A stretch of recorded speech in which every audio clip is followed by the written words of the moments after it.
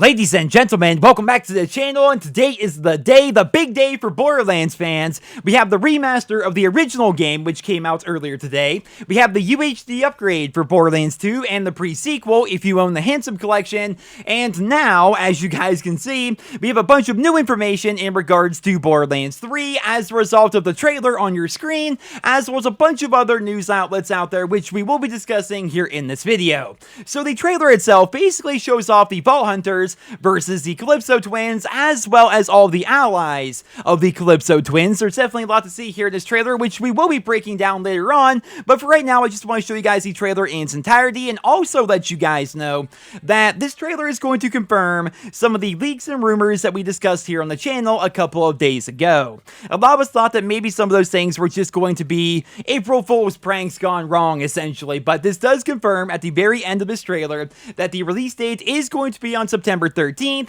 It is going to have a number of pre-order bonuses and bundle deals, and it's also going to confirm that Borderlands 3 is not coming to Steam, but rather it's going to be an Epic Store exclusive game, which is definitely some bad news for PC fans. I've seen a lot of people asking, well, why is this such a big deal, right? Well, I found this image on Reddit, and this image here is going to basically summarize why people prefer Steam over the Epic Game Store. Now, of course, this may not be 100% accurate, but it gives you an idea of why people prefer Steam. It's such a better service at the end of the day, and the Epic Store really provides us nothing of value. In fact, it actually takes away a lot of the core features that we're used to having over on Steam, because that's where all the other Borderlands games are. But regardless, I'm gonna get over it, basically, as somebody who plays on PC, because I love Borderlands. I can't wait for Borderlands 3, but I'm still disappointed that 2K Games decided to partner with Epic Games on this one. And by the way, this is all Epic, not Gearbox. Randy Pitchford has said this multiple times on Twitter.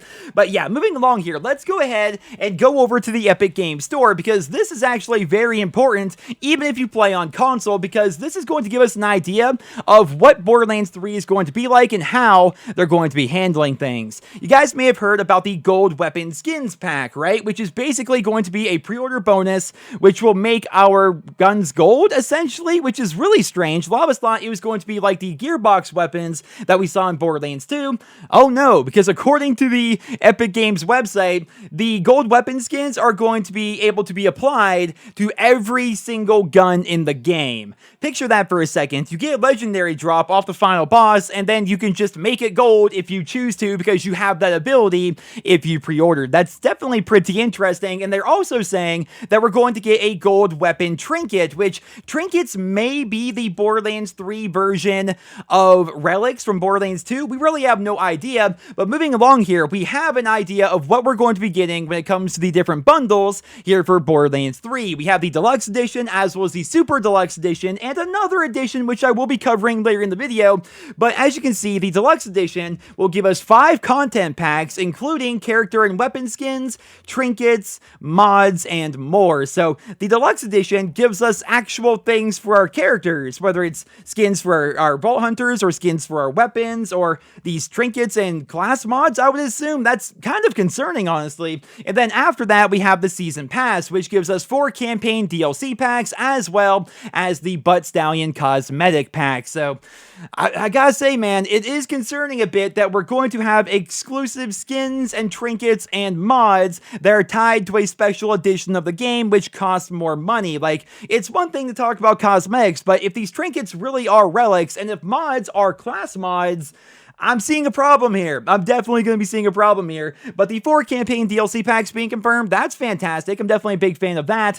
And moving along here, we also have the Diamond Loot Chest Collector's Edition, which will basically include everything that we saw previously, as well as a bunch of other stuff, whether it's character figurines, or vault keychains, or a cloth map of the galaxy, or all of that stuff. I mean, that's a pretty cool bundle, but again, I want to know more about this deluxe bonus content. I want to know what they mean by trinkets, mods, and more. I mean, character skins are one thing. Who cares, right? Weapon skins are also one thing. But when we're talking about actual content in the game, like actual relics or actual guns or class mods or what have you, that's where I have a problem. So I'm definitely concerned about that. And I'm definitely going to be paying very close attention to this over the course of the coming days. But moving along here, let's go back to the trailer here for a second, because the trailer does give us a bunch of nice information about Borderlands 3. We get to zoom in on all the Vault Hunters, as well as their names. Now, of course, these names were leaked a long time ago, but when it comes to leaked information, you're always wondering, are they leaking the dev names, which dev names change all the time,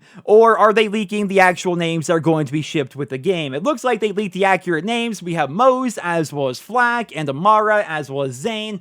And I've got to say, the Vault Hunters in this game look fantastic. Like, I think I'm going to be playing Flak. That's the one I'm leaning towards, but I can see myself playing all of these characters. Like, going back to the original Borderlands, when I saw the 4 Vault Hunters, it was clear to me immediately that I was going to play Mordecai. He looked by far the best to me, right? And in Borderlands 2, like a lot of you, I saw Zero, and I'm like, I'm playing Zero. In the pre-sequel, I played Claptrap, because of course I was going to play Claptrap. But here with Borderlands 3, every single one of the Vault Hunters looks incredible. I'm leaning towards Flak, because I like the idea of having a pet class, but it's basically getting to the point where I'm just going to wait for the gameplay reveal, because it's going to come down to basically talent trees and stuff like that at this point, because I can see myself playing every single one of these characters. And I'll look to hear down there in the comments, which Vault Hunter are you personally leaning towards so far, based on the information that we have right now. But moving along here in the trailer, we see our first look at a legendary. For some reason, they did not show a legendary to us in the previous trailer.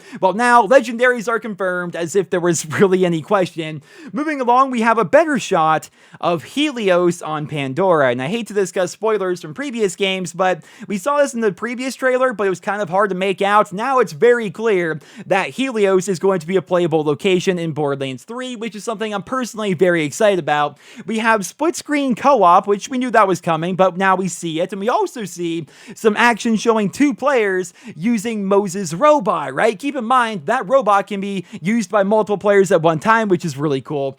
We have more shots of the Neon City, including what appears to be an Atlas headquarters, which may be where Reese and Zero are located. We really have no idea.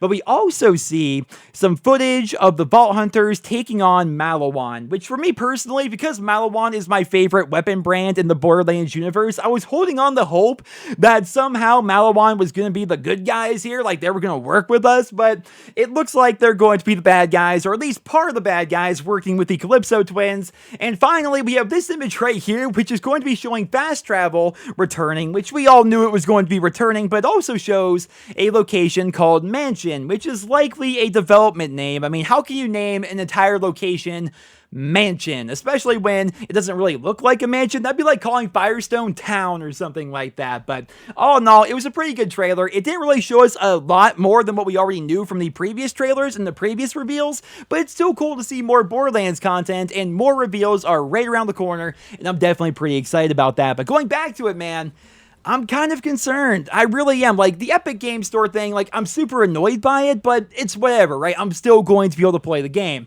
When it comes to the other bonuses that we discussed, the Deluxe Edition that gives you special trinkets and everything else, like, that has me a bit concerned. A lot of us have always wondered, what would it be like if they were to release a new Borderlands game here in current year with the current climate in the gaming industry? Would they potentially ruin Borderlands by adding all sorts of microtransactions and DLCs and crazy stuff like that? And I always said to myself, that's kind of impossible, right? We're talking about Borderlands. Like, the only way for them to do that would be to lock exclusive weapons and class mods and everything else behind a paywall, and that would be a terrible system, obviously, right? But I didn't see them ever actually doing it.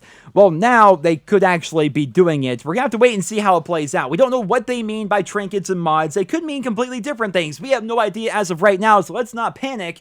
But I'm just saying, it's a bit concerning that everyone's been worried that microtransactions were going to be a big deal, and then we see this. But again, we have no idea what they actually mean. For all we know, by trinkets, they could be talking about weapon charms that dangle off the side of your gun, or they may be talking about really useless relics, like we saw back in Borderlands 2, where they gave us the, what was it called, the Vault Hunter's relic or something like that, which would give you a 5% increase to your blue drops, essentially. Like, things that really didn't add up to anything. That could be what we're talking about here. But as always, I will keep you guys posted with more details as they become available. But I am super stoked for this game still. Like, everything that's come out so far, it's still a huge positive. I am very excited for Borderlands 3, and I can't wait to learn more. And as always, I will keep you guys posted with more details as they become available. The official gameplay reveal will be coming out soon. That's definitely going to be pretty cool. But for right now, the remaster of the original game is there, so expect videos of that to go up on the channel here very soon. But until then, I hope you guys all enjoyed this video. If you did, please drop me a rating. Let me know your thoughts and feedback down there in the comments, and I hope you guys all